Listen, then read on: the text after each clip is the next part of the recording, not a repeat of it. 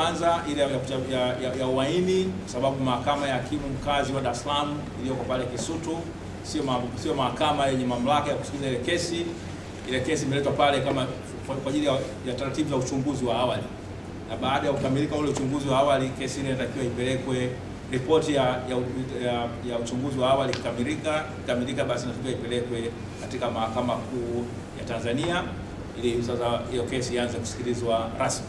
Kwa hiyo tuko pale Kisutu kama ni sehemu ya muda ya mapito, unapita pale, mwisho wa siku kesi ipelekwe katika mahakama ya hakimu mkazi, mahakama kuu ya Tanzania. Kesi ile ya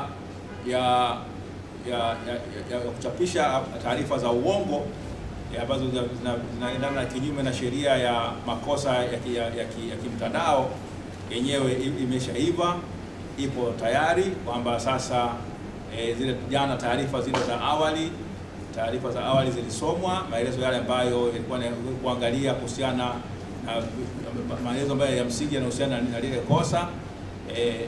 Mwenyekiti wetu aliweza jana kukiri kwamba zile taarifa mbili katika ile nyaraka ambazo zimewasilishwa na upande wa mashtaka kwamba ni sahihi, ambayo inahusika na majina yake, wapi anakaa na siku gani alishikwa na akafunguliwa mashtaka, kwamba alishikwa anashtakiwa mahakamani kwa makosa ya uhaini na makosa ya kimtandao.